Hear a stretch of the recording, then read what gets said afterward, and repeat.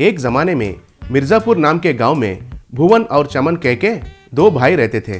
बड़ा भाई भुवन बहुत होशियार था। उनकी चितराई से मिर्जापुर को आए हुए विदेशी यात्रिकों को उनके टांगे में पूरे गांव में घुमा के पैसे कमाता था। चमन बहुत आलसी था, हमेशा सो के दिन में सपने देखता रहता था। किसी की बात को पूरी तरह नहीं सुनता था, आधे ही सुन के बाकी आधे को कल्पना करता था। एक दिन भुवन उनके टांगे में रेगिस्तान से जा रहा था तो इतने में एक बड़ा सा तूफान आया। टांगे को एक सुरक्षित जगह में रुकना है कहकर एक पेड़ के नीचे रोका। वो बहुत थक गया था तो उस रात के लिए उधर ही रुक गया। सुबह उठ के देखा तो उसके सामने एक कांच की बोतल दिखाई दिया था। उसके अंदर एक चिट्ठी भी था। वो निकाल कर पढ़ा तो उसमें इस पेड़ के उत्तर दिशा में 10 मील की दूरी में एक नदी है। उस नदी के किनारे पर एक पेड़ है। इस कांच की बोतल में उस नदी का पानी को भर के उस पेड़ को डाले तो वो पेड़ सोने की पेड़ बन जाएगी कहकर लिखा था। भुवन उस चिट्ठी के अनुसार उस जगह को गया। चिट्ठी में जैसे लिखा था वैसे ही उस बोतल में उस नदी का पानी भर के उस पेड़ को डाला। बस वो पेड़ एक सुनहरा पेड़ जैसे बन गया था। उस पेड़ के ऊपर एक घर भी है। उस घर के दरवाजे को खोलकर अंदर जाके देखा तो पूरा सोना ही सोना था। भुवन बहुत खुश हुआ। फिर उसको कितना चाहिए था उतना सोना को बेचकर एक घर बनाया। चमन उनकी भाई की विकासता को देखकर संदेह आकर भुवन से, भैया तुम इतना जल्दी से घर बनाया, कैसे मुमकिन हुआ? तब भुवन जो हुआ था उसे बताया और उस बोतल को दिखाया। चमन तब वो चिट्ठी पूरी तरह नहीं पढ़ा और उस जगह को गया और उस पेड़ को पानी डाला। फिर वो पेड़ थोड़ा बढ़कर ऊपर घर दिखाई दिया। चमन तब उस घर के अंदर जाके देखा तो बिल्कुल अंधेरा ही था और दरवाजे अपने आप बंद हो गए थे। हे भगवान, ये दरवाजे अपने आप बंद हो गया है, मुझे बचाओ, मुझे कुछ भी नहीं दिखाई दे रहा है, बचाइए, कोई मुझे बचाइए कहकर चिल्लाने लगा था। लेकिन उनका आवाज किसी को भी नहीं सुनाई दे रहा था। उस रात चमन वापस नहीं आया था तो भुवन को शक आकर उस बोतल के लिए ढूंढा। तब वो दिखाई नहीं देने से उस पेड़ के पास गया। फिर उस दरवाजे को खोलकर देखा तो अंदर चमन दिखाई दिया तो पूरी बात भुवन को समझ में आ गया। भैया, जैसे चिट्ठी में लिखा हुआ था मैंने वैसे ही पेड़ को पानी डाला, लेकिन क्यों ऐसे हुआ मुझे कुछ समझ में नहीं आया। भाई, इस पेड़ को उस नदी का पानी ही डालना है, नहीं तो वो पेड़ ऐसे तुमको बंदी कर देगा। इसलिए हमेशा पूरी बात सुनना है और पढ़ना है। आधे सुनकर आधे पढ़कर बाकी का खुद कल्पना नहीं करना है। भुवन तब फिर से उस नदी का पानी उस बोतल में भरकर उस पेड़ को डाला तो वो पेड़ फिर से सुनहरा पेड़ जैसा बन गया था। भुवन तब चमन से, चमन तुमको जितना सोना चाहिए उतना सोना लेकर तुम भी एक घर बनाओ, लेकिन अब से थोड़ा होशियारी से व्यवहार करना होगा। मुझे माफ करो भैया कहकर दुखी हुआ। अब से बुद्धि से रहना कहकर दोनों उधर से चले गए थे।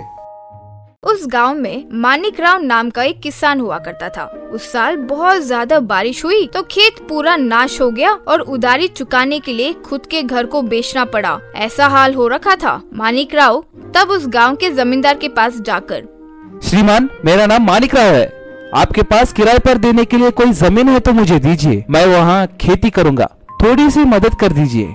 जमींदार तब अच्छे से सोचकर, ठीक है, देने के लिए मेरे पास तो भीड़ जमीन के अलावा और कुछ नहीं है, लेकिन पूरे साल का 50,000 तुझे देना होगा। साल का 50,000? वो कैसे श्रीमान, वो तो नामुमकिन है। वो सब मुझे नहीं पता, चाहे तो लो वरना कहीं और जाकर देख लो। मानिकराव बेचारा कुछ नहीं कर सका तो ठीक है कहकर वो जमीन को किराए पर ले लिया। अगले दिन मानिकराव भूमि देखने गया तो वहाँ सूखे पेड़ पौधे घास के अलावा कुछ नहीं था। हे भगवान, मेरी ये क्या परीक्षा है, मैंने क्या किया है? यूं आसमान की ओर देखते हुए प्रार्थना कर रहा था। तब आगे से एक मुनीश्वर पास आया। क्या हुआ बेटा, क्या परेशानी है? मानिकराव तब उन्हें उसके साथ हुआ खेत का नाश, जमींदार से लिए भाड़े पर जमीन के बारे में सब बताया। मुनि वो सब सुनकर, हाँ हाँ, इतनी छोटी सी बात के लिए इतना घबरा रहे हो? ऐसा कैसे चलेगा? इस भूमि पर नारियल के पेड़ उगाओ, तुम्हारा भला होगा। मानिक राव वो बातें सुनकर, हाँ सही है स्वामी जी, नारियल के पेड़ को तो कहीं और भी उगा सकते हैं। कहकर उन्हें नमस्कार किया और नारियल का बीज बोया। कुछ ही समय में अच्छे से नारियल के पेड़ उग गए। वो शाम को मानिक राव अपने नारियल के खेत में, कल इन्हें बेचूंगा तो कम से कम 5 लाख रुपए तो मिलेंगे, यूँ सोचकर खुश हो रहा था।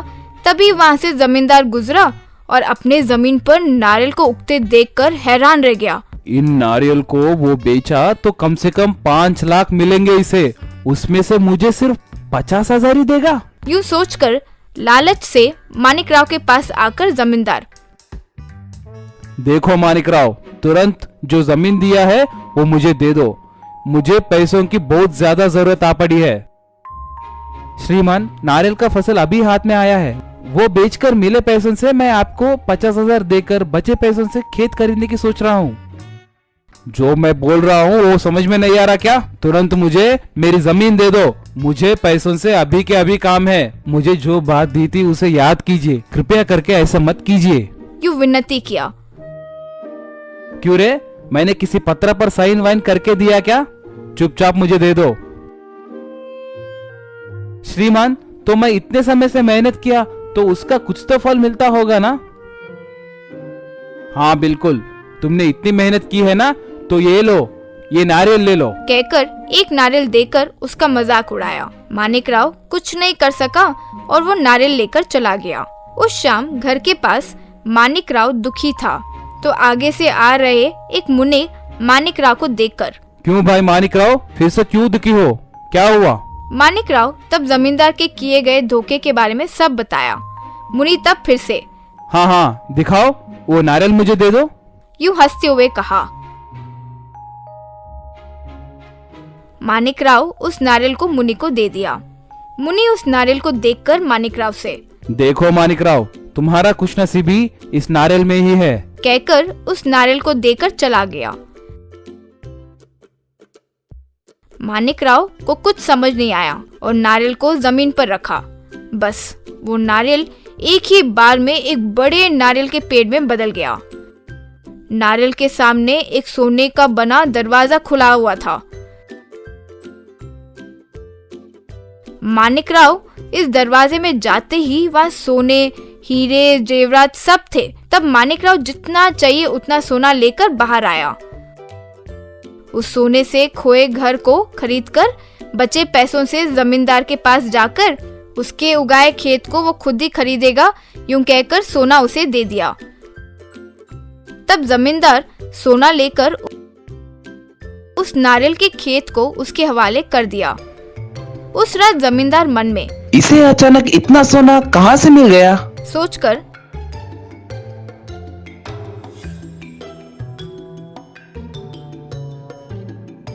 मानिक राव के घर के पास चोरी छुपे जाकर एक पेड़ के पीछे से ध्यान देने लगा। मानिक राव का तब एक नारियल को लाना, जमीन पर रखना, फिर उसका बड़ा हो जाना, ये सब देखकर दंग रह गया। फिर मानिक राव उस दरवाजे के अंदर जाकर कुछ समय बाद सोने के साथ बाहर आना देखकर, ओहो, तो ये राज है। जैसे ही मानिक राव अंदर गया, वो नारियल को लाकर जमीन पर रखा। वो नारियल एकदम से बड़ा हो गया। जल्दी जल्दी उस नारियल के दरवाजे खोलकर वो अंदर गया। अंदर पूरा अंधेरा था। अचानक शेर की आवाज आने लगी। इतने में एक बड़ा राक्षस भी दिखाई दिया। बाप रे, भूत भूत, चिल्लाते हुए बाहर आ गया। तब से जमींदार मानिक राव के रास्ते के आड़े कभी नहीं आया।